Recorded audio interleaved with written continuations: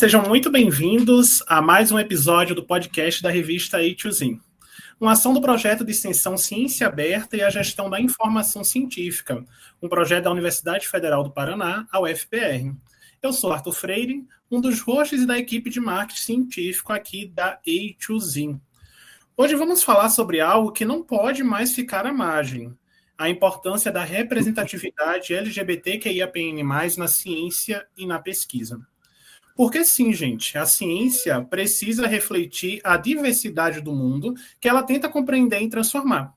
E como podemos fazer isso em a pluralidade de pessoas, né?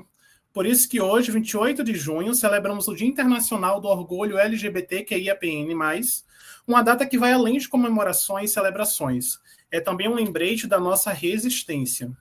Ser LGBTQIAPN+, no Brasil é viver com coragem todos os dias. Somos, tristemente, o país que mais mata pessoas trans e travestis no mundo. E dentro da ciência, os desafios não são menores. Preconceito, falta de reconhecimento, exclusão e a luta diária por legitimidade. Ainda assim, há quem transforme essa dor em potência e com coragem. Mostra que a diversidade não enfraquece a ciência, mas sim ela fortalece. Falar de orgulho, acima de tudo, reivindicar condições dignas para quem por tanto tempo foi silenciado e empurrado para fora do centro da história. E hoje vamos contar uma dessas histórias. Hoje vamos conversar com a professora Letícia. Antes de mais nada, muito obrigado por estar aqui conosco.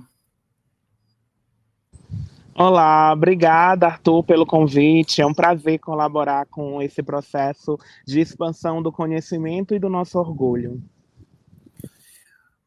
A professora Letícia, ela é autora, pedagoga, ela é professora acadêmica brasileira, pesquisadora da área de gênero e educação.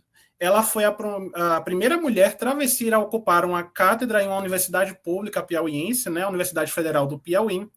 Além disso, como eu falei, é autora do livro Transfeminismo, lançado pela coleção Feminismo Plurais em 2021. Se tornando uma referência contemporânea para os estudos sobre o tema transfeminismo. E ela também desempenha um trabalho como ativista do Fórum Nacional de Travestis e Transsexuais Negras e Negros, o FONATRANS. Ufa, um privilégio com um currículo desse, né, poder falar de um tema tão necessário hoje em dia. E a primeira pergunta, professora, que eu gostaria de te fazer é o seguinte. Te apresentei e falei um pouco sobre o teu currículo, né, teu lado profissional. Mas quem é a Letícia Carolina, além do Lattes? Então, eu acho que o meu Lattes, ele também traduz um pouco do que eu sou fora do Lattes, porque no início do meu Lattes eu já coloco que sou uma travesti negra, gorda, de axé, que eu sou filha do Maranhão, filha do Piauí, porque minha família vem do Maranhão, mas eu sou piauiense, que eu sou EQUED, que eu sou ativista social. Essas informações, em geral, as pessoas não colocam nos seus lattes, né? Elas omitem. E, na verdade, essas são as minhas primeiras descrições no meu lattes, né? Eu digo que sou tia, porque tenho 3 sobrinhos lindos que me amam, que me respeitam enquanto uma tia travesti. Essa informação, para mim, ela é muito importante, porque pessoas trans têm direito à família, né? Embora muitas de nós sejamos expulsas de casa, muitas de nós também têm conseguido um processo de reconexão com a família, de construção de suas famílias, essas famílias de laços sanguíneos, né? Porque família é onde as pessoas se juntam e se amam, não é apenas uma questão de laço sanguíneo. E nossa comunidade LGBT, historicamente, constrói comunidades, famílias, para a gente poder se fortalecer, né? Então, eu sou um ser humano, e às vezes isso é muito apagado quando a gente é travesti, porque quando as pessoas nos atacam nas redes sociais, elas se esquecem que aquela pessoa, que eu tenho sentimentos. Então, eu sou uma mulher travesti, eu tenho família, eu tenho um lar que me ama, que me acolhe, e sou uma referência para inúmeras outras pessoas trans que sonham em vencer as barreiras do preconceito. Muito bonita essa colocação pelo seguinte, né? Quando a gente fala do Lattes, a gente olha só o lado profissional da pessoa, né? Mas existem histórias por trás de tudo aquilo. E é muito bonito como você traz isso, professora Letícia. Muito obrigado por compartilhar com a gente. O episódio de hoje, gente, vamos falar a respeito da representatividade da comunidade LGBTQIAPN+, ao fazer a ciência, né? E para a gente começar, professor, eu acho que o primeiro passo é explicarmos justamente a sigla LGBTQIAPN+, né? Não é apenas uma sigla, é composta de várias letras, várias histórias, tem muito por trás de cada letra dessa, né? E eu queria te pedir, por favor, professora, para ajudar a gente e os nossos ouvintes a entender o que tem por trás da sigla LGBTQIAPN+.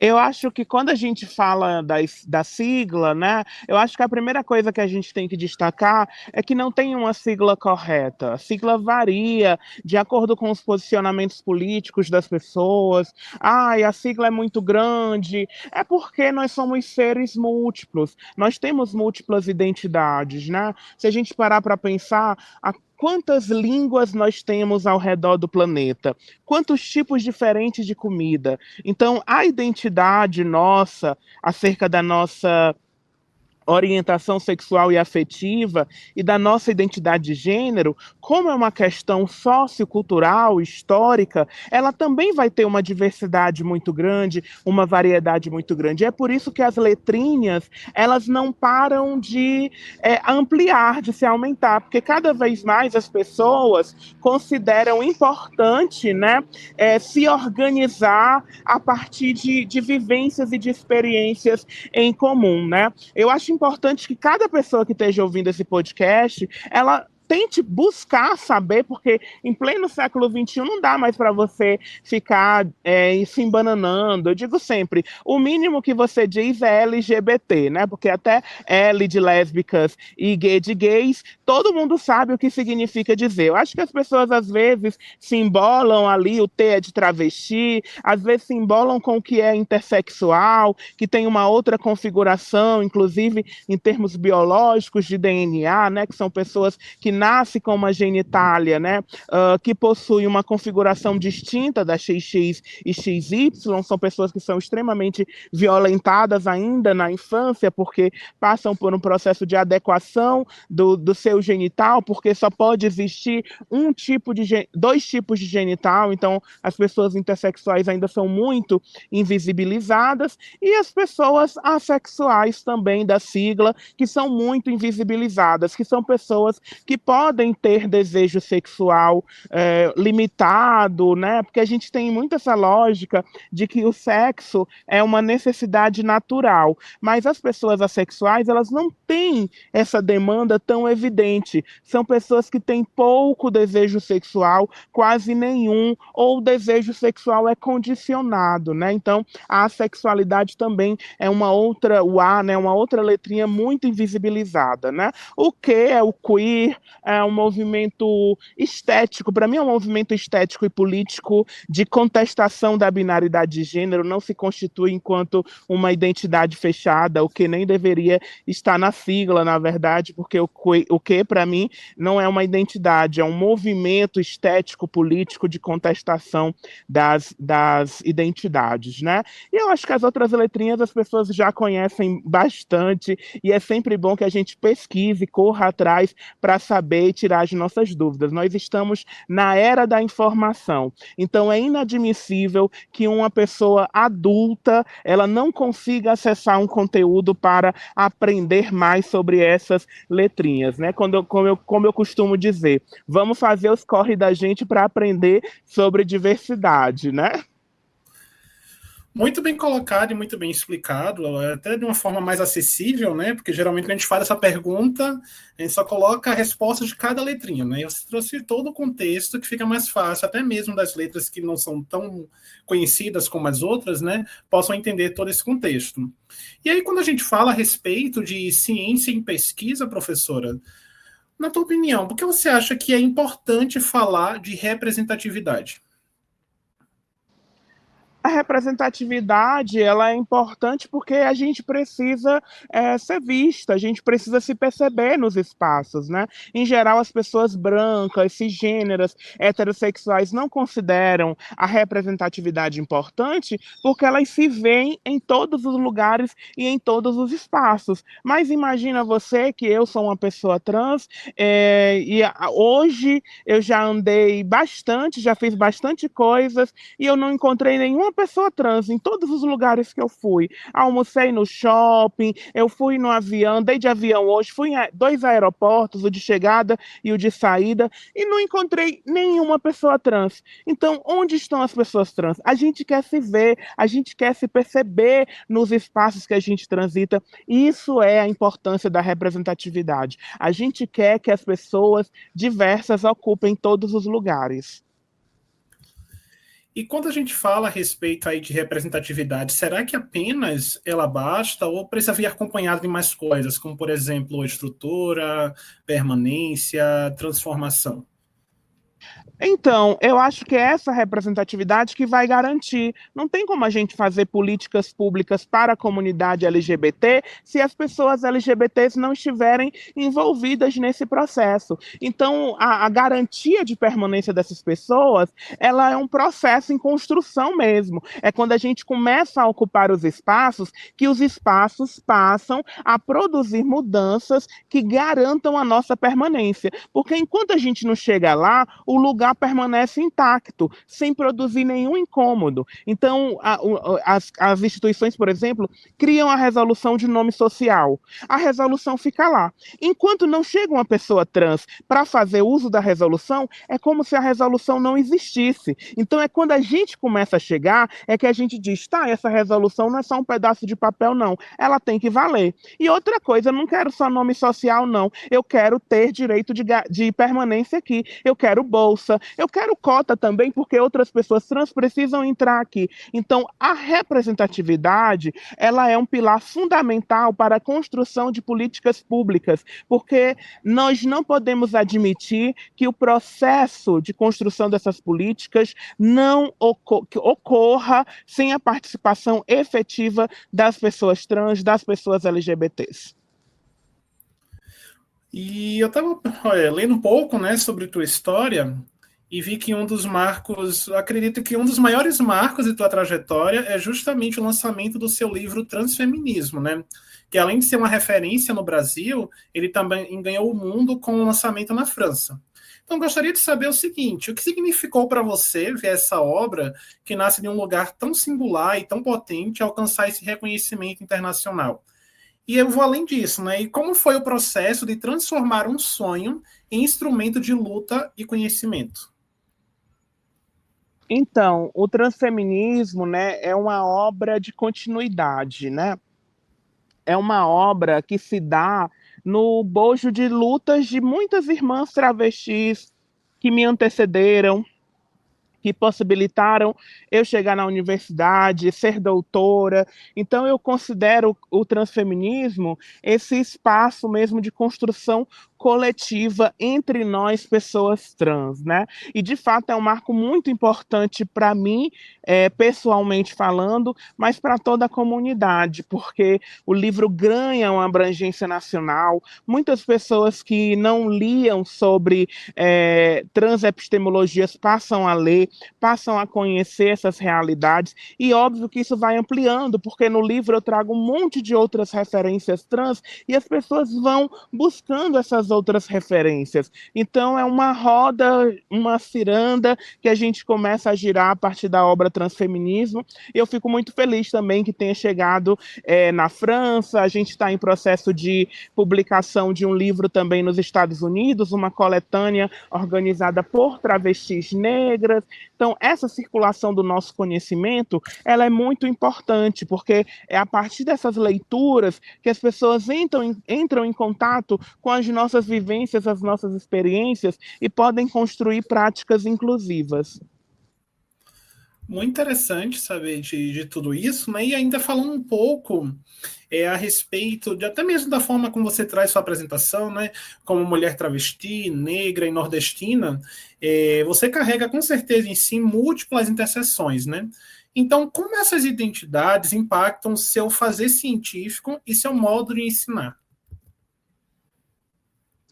Então, isso, a marca da interseccionalidade, ela está tanto nas múltiplas violências que eu recebo, né, que me atravessam, mas também na maneira dinâmica como eu consigo enxergar a realidade, né? Essa dimensão do lugar de fala, como vai trazer a Djamila Ribeiro. Então, eu consigo perceber a sociedade em uma multiplicidade, porque eu vivo essa multiplicidade. E isso acaba favorecendo a ampliação mesmo, tanto do meu lugar de fala, o meu lugar de percepção, porque eu consigo ver essas diferentes opressões em vários espaços. E às vezes as pessoas, por não sentirem essas violências, elas não conseguem perceber. Não que isso seja impossível, porque a gente pode treinar a nossa sensibilidade para poder entender as diferentes violências que acontecem ao nosso redor, no eixo de raça, de classe e de gênero.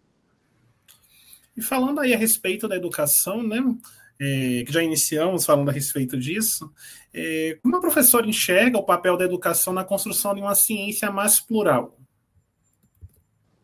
É um papel fundamental, né? Paulo Freire já nos dizia que a educação ela não transforma nada sozinha, mas sem educação as coisas não vão conseguir alcançar esse nível de transformação, né? Então o conhecimento ele mobiliza a mudança e a mudança mobiliza conhecimento, porque não dá para a gente também ficar nessa de só conhecer para transformar, é também transformar para conhecer. É um processo que se dá numa troca. Então, não dá para a gente. Uma coisa é você ter um letramento racial e ler vários livros sobre racismo, mas você não convive com pessoas negras. Então, nunca vai fazer sentido para você. A experiência, ela é fundamental. Então, a gente não é só ler sobre pessoas trans, é quantas vezes você já visitou grupos de pessoas trans, quantas vezes você foi na marcha de pessoas trans, quantas vezes você foi num protesto quando uma pessoa trans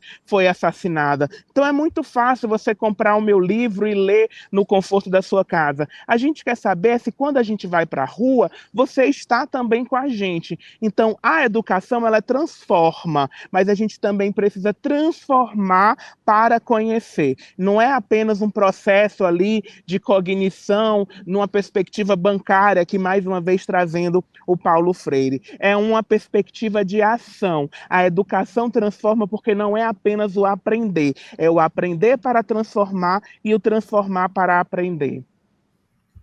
E pegando o gancho da transformação, né, quando a gente fala a respeito de currículos, tanto da educação básica quanto do ensino superior, você acredita que eles precisam ainda enfrentar modificações, adaptações, quando o assunto é diversidade de gênero e sexualidade? Olha, eu acredito muito nas ideias de interdisciplinaridade, transdisciplinaridade do Edgar Morin e de outros autores e autoras que pensam que o conhecimento ele precisa se conectar, porque nós temos currículos extremamente estanques, né? Eu sou do curso de pedagogia, então eu fico pensando, como é que alguém consegue ministrar uma disciplina de antropologia da educação e não trabalhar conteúdos ligados às questões étnico-raciais, porque é a formação humana que é atravessada pela violência racial. O modelo de homem que é construído na nossa sociedade é pautado no racismo. Então a gente separa e tira da antropologia as questões de raça, as questões de gênero, e aí ministra a disciplina de antropologia da educação sem tocar nessas questões. Então essa prática que o Edgar Morin vai fazer, vai criticar, na verdade, né, de separação do conhecimento, é algo que nós devemos, né, recompor essa multiplicidade do conhecimento. Por isso que a gente fica criando a disciplina de gênero e de raça dentro dos nossos cursos, de diversidade. Por quê? Porque nas outras disciplinas, os professores não conseguem perceber essas conexões, mas elas existem. Então, a gente tanto tem que apostar numa reconfiguração do paradigma de conhecimento, na perspectiva de que o conhecimento ele seja recomposto em sua multiplicidade, como nós devemos apostar na criação de componentes curriculares específicos para tratar das questões da diferença, seja dentro do currículo da educação básica ou no currículo do ensino superior. E passando um pouco mais falando da linha ainda da sua apresentação, né? Vimos que você atua bastante no FONATRANS, que é o Fórum Nacional de Travestis e Transsexuais Negras e Negros. Então, como o FONATRANS ele tem dialogado com sua trajetória acadêmica? Ele vem construindo pontes em relação ao ativismo e à ciência? Com certeza, é um processo de troca, né? Eu sempre estive vinculada a movimentos sociais, é a minha escola mesmo de produção de conhecimento. Eu não costumo separar a ação política da produção epistemológica, né? E isso é muito importante a gente compreender. Eu sou uma ativista e sou uma professora, e eu não consigo separar essas duas atividades que eu exerço, né? Mas acaba que no Fórum FONATRANS, no movimento social, eu sou mais professora, porque eu quero fazer esse processo de construção do conhecimento com as minhas irmãs, e na universidade eu sou uma grande ativista. Assim a gente faz uma troca entre universidade e movimento social, e ambos saem ganhando nesse processo. Muito bacana a gente conversar um pouco, né, sobre a sua trajetória, e muito importante ver você à frente, né, de diversos papéis ali como ativista, né, representando uma comunidade que precisa sim ser vista e vista com orgulho. E uma próxima pergunta que eu te faria é o seguinte: olhando para os professores, pesquisadores que existem hoje ali dentro da academia, né, qual recado você deixaria para eles que ainda tratam pautas como essas como se fossem militância e não como uma produção legítima de conhecimento? Eu acho que a gente tem que recompor tudo isso, né? É muito difícil para mim, na minha prática, separar o ativismo social e político da produção epistemológica. São duas coisas que estão ali conectadas, né? Então é muito importante que a gente possa recompor toda essa multiplicidade do conhecimento. O professor, eu estudo isso a partir do Henri Giroux, ele precisa ser compreendido como um intelectual crítico transformador. A gente precisa parar de achar que a intelectualidade ela é uma dimensão apenas ligada a aquela perspectiva até de origem grega, né, de como o ócio criativo, aquela coisa do pensar, da erudição. Não, para que é que serve uma intelectualidade se a gente não consegue intervir na realidade? O próprio Karl Marx vai nos trazer isso, né? Os filósofos se limitaram a pensar o mundo. Nós precisamos transformar. E é óbvio que a gente deve questionar Karl Marx e dizer, mas como transformar um mundo se a gente não conhecer esse mundo? Por isso eu retomo para a questão, é conhecer para transformar e transformar para conhecer. Professora Letícia, o papo tá ótimo, nosso papo é bem rapidinho, né? Passou muito rápido. E o seguinte, é um costume dos nossos convidados pedirmos a ele indicações culturais, né, ou educacional, para que os nossos ouvintes também possam consumir essas indicações, né? Pode ser um livro, um filme, um documentário, ou qualquer outro recurso que considere inspirador para você. E não seria diferente com a tua presença aqui. Então, poderia deixar uma indicação para a gente, cultural ou educacional?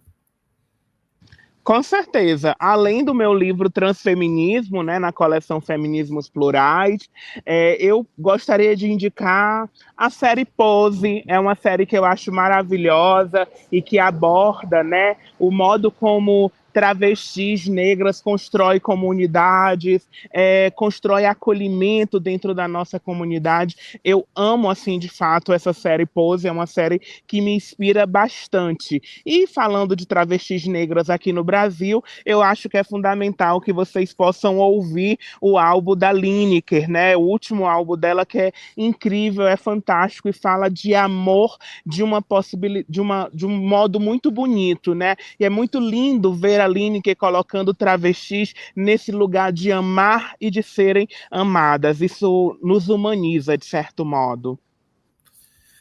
Professora, estamos encerrando já o nosso episódio, né?